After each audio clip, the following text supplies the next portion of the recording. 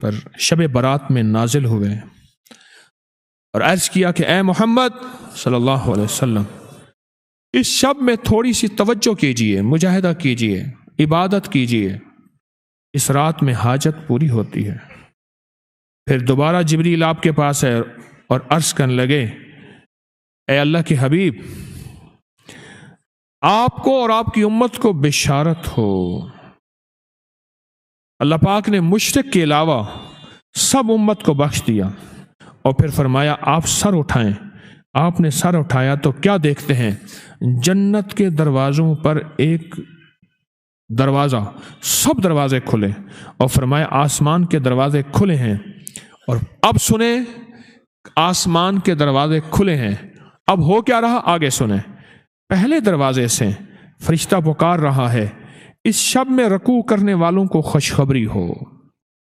15 شعبان رکوع کرنے والا، وہ فرض نماز پڑھ لی صرف، بس مغرب پڑھ لی، عشاء پڑھ لی، نفل پڑھ لی، تسبیح پڑھ لی، یہ نہیں ہے کہ ساری رات کھڑا رہے۔ ہاں، مغرب کے بعد رات شروع ہو جاتی ہے۔ اس شب میں رکوع کرنے والوں کو خوشخبری ہو۔ دوسرے دروازے سے فرشتہ پکارتا ہے، اس رات میں سجدہ کرنے والوں کو خوشخبری ہو، سجدہ کرنے والوں۔ اور تیسرے دروازے سے فرشتہ پکارتا ہے، اس شب میں دعا کرنے والوں کو خوشخبری ہو۔ اور چوتھے دروازے سے فرشتہ پکارتا ہے، اس شب میں خوف خدا سے رونے والوں کے لیے خوشخبری ہو۔ اور 5ویں دروازے سے فرشتہ پکارتا ہے، اس شب میں بھلائی کرنے والوں کے لیے خوشخبری ہو، بھلائی کرنے والوں کو۔ اور 6 دروازے سے فرشتہ پکارتا ہے کوئی سوال کرنے والا جس کا سوال پورا کیا جائے۔ اور غور سے سننے والی بات ہے کوئی سوال کرنے والا جس کا سوال پورا کیا جائے۔